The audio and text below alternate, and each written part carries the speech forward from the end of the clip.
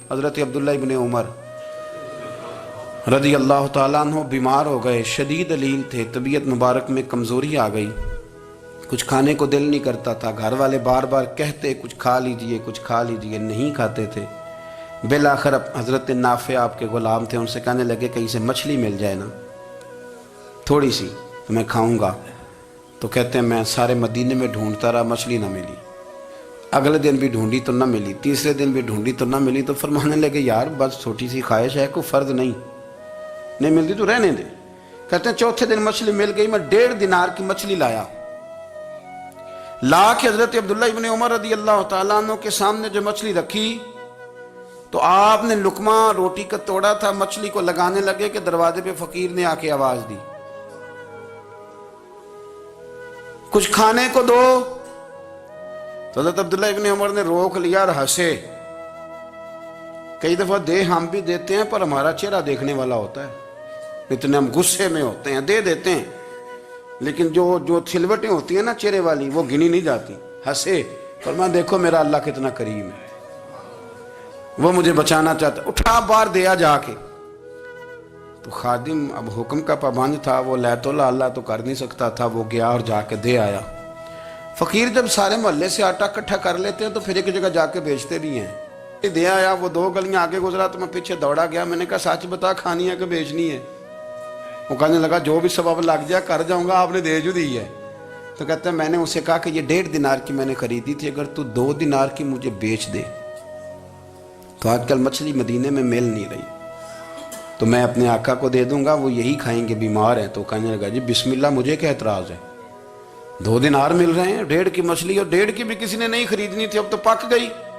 فرماتے میں نے 2 دینار اس کو تھمائے، وہ مچھلی اس سے خریدی اور خرید کر کے میں لا کے حضرت عبداللہ ابن عمر کے سامنے دوبارہ رکھی۔ تو فرمایا یہ کیسے آ گئی؟ میں نے کہا حضور 1.5 کی خریدی تھی اور پھر فقیر کو دے دی، اب اسی سے میں 2 دینار کی خرید کے لایا ہوں، آپ قبول فرمائیں۔ تو فرمانے لگے تم نے اچھا نہیں کیا، اب اس طرح کرو 2 دینار بھی اسے دے اور مچھلی بھی واپس دے آؤ۔ عرض کی حضور کیوں؟ فرمایا تم نے قرآن نہیں پڑھا؟ حضور پڑھا ہے، فرمایا رب فرماتا ہے لن تنالوا البر حتی تنفقوا مما تحبون، تم بھلائی کو اس وقت پہنچو گے جب اپنی پیاری چیز راہ خدا میں خرچ کرو گے۔ امام غزالی نے لکھا ہے، فرمانے لگے دیا، تو وہ حضرت نافع کہتے ہیں میں دینے گیا، دے کے واپس آیا تو کچھ پریشان تھا، کیونکہ مجھے بھی 4 دن ہو گئے تھے نا تلاش کرتے، تھوڑی طبیعت میں مایوسی تھی کہ اتنی محنت سے میں نے لایا اور آپ نے واپس کر دی۔ تو حضرت عبداللہ ابن عمر نے مجھے قریب بٹھایا، پھر مجھے تھپکی دی، فرمانے لگے پتر میں نے ویسے بھی کبھی جھوٹ نہیں بولا اور آج کل تو میں ویسے ہی بیمار ہوں، ٹائم ہی نہیں، وقت ہی نہیں، موقع ہی نہیں جھوٹ بولنے کا۔ میں تجھے سچ بتاؤں، مجھے مچھلی کھا کے اتنا سکون نہیں ہونا تھا جتنی اللہ کے راستے میں خیرات کھا کے مجھے سکون ہوا۔ تو تجھے تو میری راحت سے غرض ہے نا کہ مجھے راحت کیسے ہوتی ہے، تو مجھے سکون ملا ہے راہ خدا میں دے، میں نفسانی خواہش پوری کر لیتا تو یہ میرا نفس کل پھر مجھ سے مچھلی مانگتا، پرسوں کہتا نہیں چھوٹے گوشت کی یخنی بھی چاہیے۔ ہم لوگ الجھ گئے ہیں، بہت بڑے قیدی ہیں اپنے آپ کے، بڑے قیدی ہیں، سارا دن اپنی خواہشات کی تکمیل میں بھاگے رہتے ہیں، بڑے بڑے سونے نوجوان۔ میں ان پہ تنقید نہیں کرتا، مجھے ان پہ ترس آتا ہے، جب میں رات کے اندھیروں میں انہیں ٹیلی فون لے کے چوکوں میں کھڑے دیکھتا ہوں تو مجھے رحم آتا ہے۔ میں کہتا ہوں دیکھو نفس کی خواہش کے پیچھے یہ کیا مثلاً آخر کیا ہے اس میں، ایک عورت کے پیچھے تباہ کر لیا اپنے آپ کو، یعنی زیادہ سے یہ کوئی مقصود ہے، یہ کوئی مقصد حیات ہے جس کو مقصد بنا لیا ہے؟ میرے عزیز بات کو سمجھ لیں، اتنا خوبصورت آدمی ہے اور اتنا اس کا اونچا قد کاٹ ہے، اور کیا کس کے پیچھے یہ بھاگا ہوا ہے؟ بڑا سمجھدار، دانشور، عقل مند آدمی، ذی روح بندہ، لیکن اس کا سٹیٹس آپ یہ ملاحظہ کریں کہ وہ 20-40 ہزار کی خاطر جھوٹ بولتا ہے، دھوکہ دیتا ہے، فریب اور فراڈ کرتا ہے۔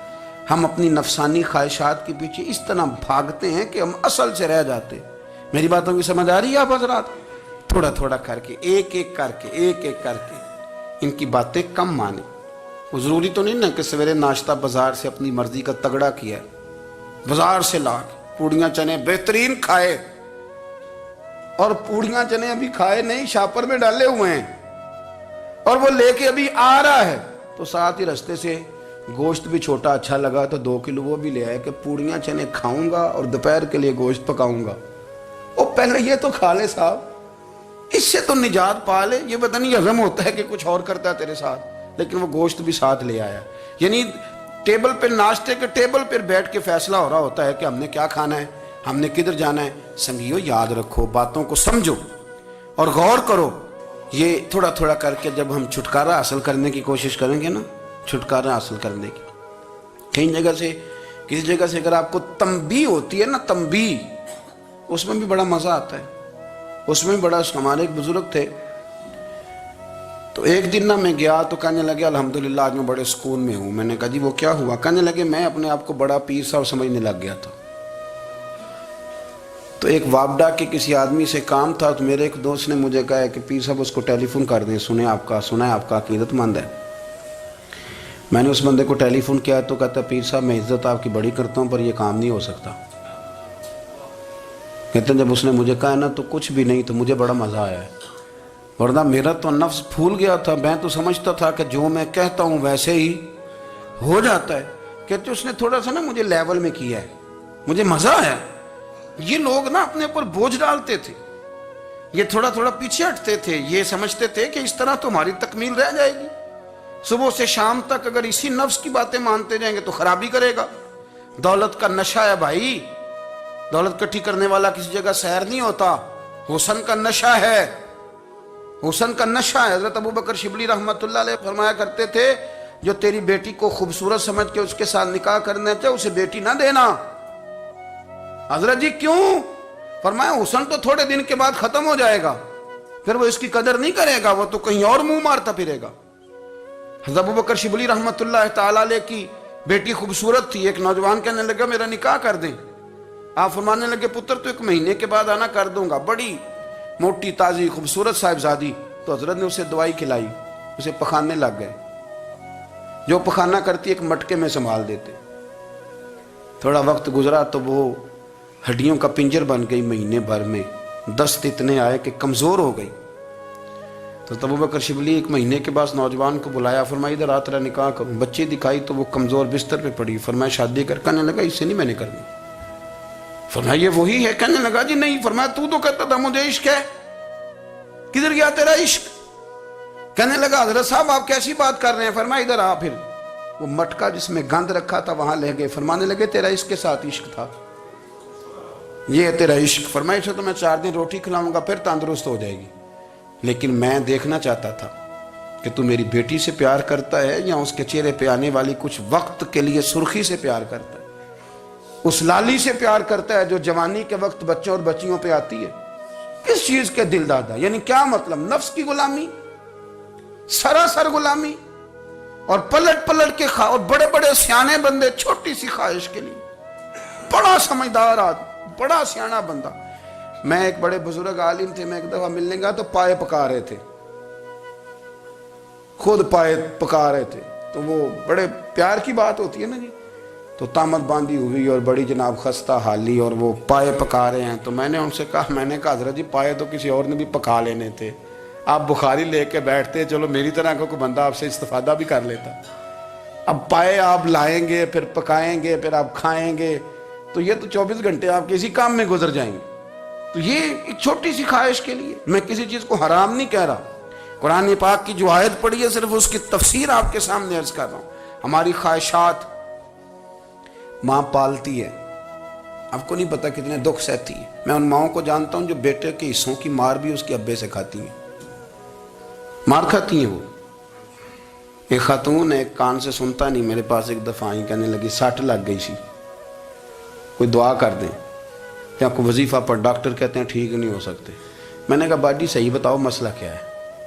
कहने नहीं कुछ भी नहीं, मसला क्या होना है, पुत्र गलत निकल आया है, उसका बाप रोज मारता है, आज मैं आगे गई हूँ तो उसने एक थप्पड़ मेरे कान पे मार दिया, तो पर्दा फट गया।